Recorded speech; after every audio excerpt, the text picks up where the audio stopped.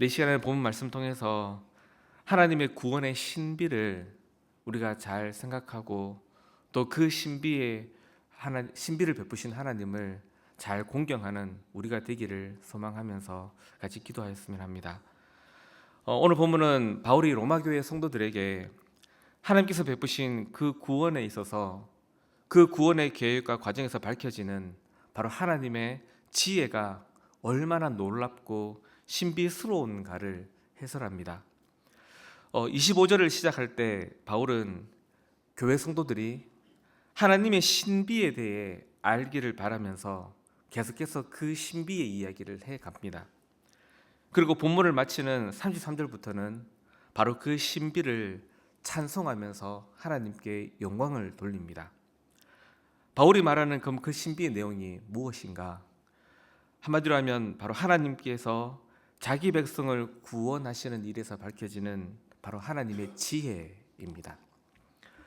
이 지혜는 어제 소개해 드린 대로 바로 시기케 하는 원리를 통해서 이방인과 유대인들 중에 하나님의 택한 모든 백성들을 구원하시는 지혜입니다.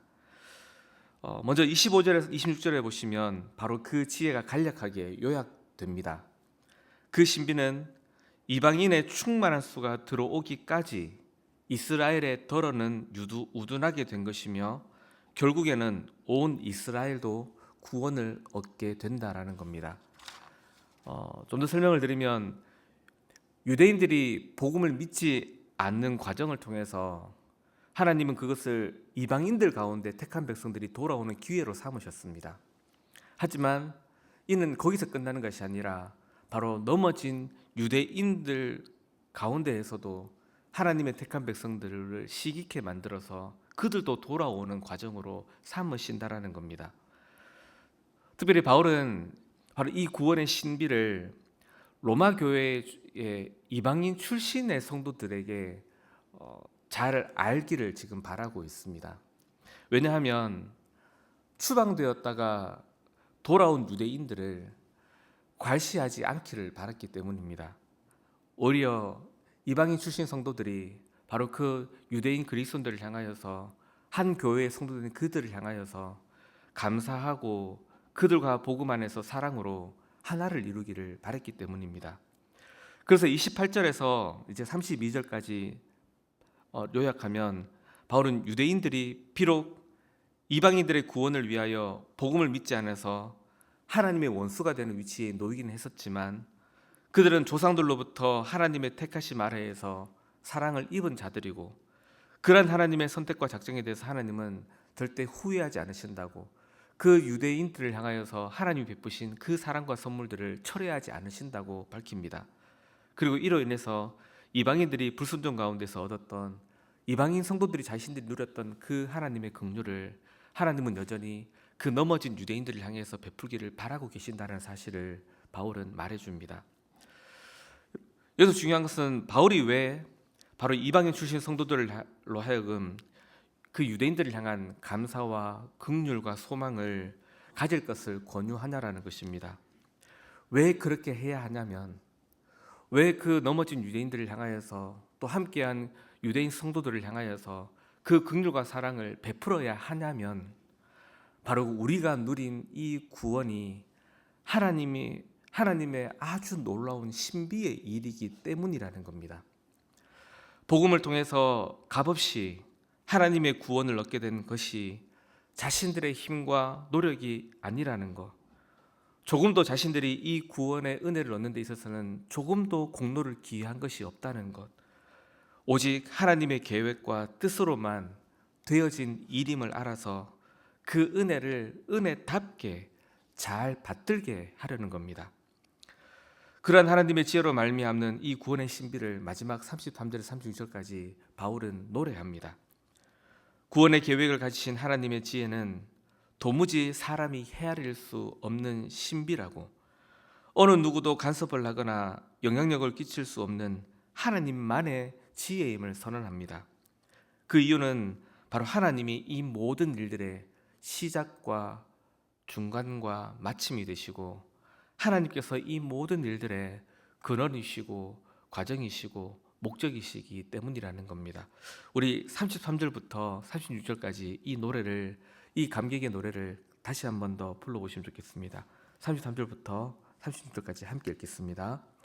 깊도다 하나님의 지혜와 지식의 풍성함이여, 그의 판단은 헤아리지 못할 것이며 그의 길은 찾지 못할 것이로다.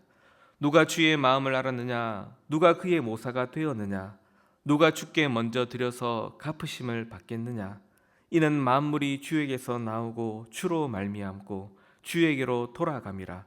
그에게 영광이 세세에 있을지어다. 아멘. 성도 여러분, 오늘 이 말씀에서 우리가 깊이 생각해야 할 것이 있습니다. 바로 뭐냐면, 바로 지금 바울이 가르치고 성령하고 있는 이 하나님의 놀라운 지혜로 이루어진 이 구원의 신비가 바로 우리에게 지금 누려지고 있다라는 것입니다. 한번 잘 생각해 보십시오. 우리 역시 출신으로 따지면 로마서 당시에 그 이방인들보다 우리가 훨씬 더 이방인된 이방인들입니다.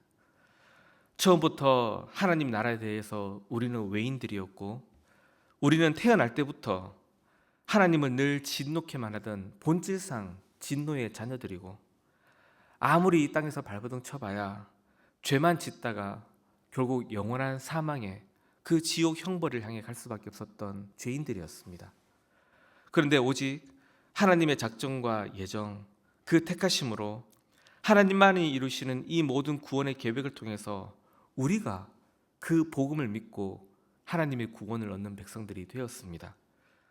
생각하면 생각할수록 이방인이었던 우리가 예수님을 믿게 된다는 것이, 이 구원을 얻게 됐다는 것이 얼마나 놀라운 일인지 모릅니다.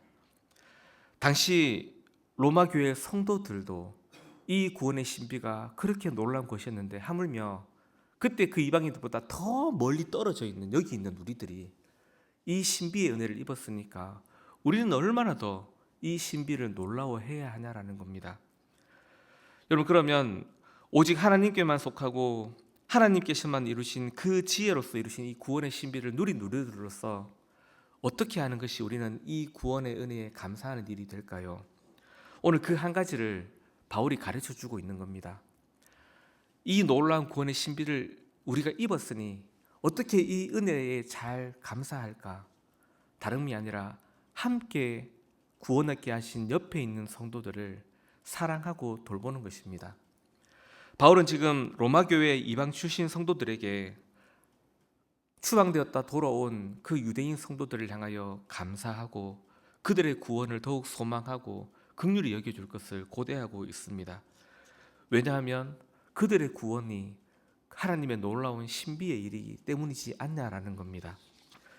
하나님의 그 신비로 내 형제들을 구원하셨으니 어떻게 그 형제들을 무시하고 과시할 수 있냐고, 어떤 이유가 하나님께서 신비로 구원하신 그 형제를 나와 다르게 여길 수 있겠느냐고. 만약 하나님이 지혜의 신비로 구원하신 형제를 이런저런 이유로 차별하고 무시한다면 그 일은 어떤 일이 되는 걸까요? 단순히 형제를 멸시하는 일이 아니라 바로 그 형제를 향해 베푸신 하나님의 구원의 신비를 멸시하는 일이 되고, 그 구원을 베풀어 주신 하나님과 그 하나님의 지혜를 천박하게 만드는 일이 되는 겁니다.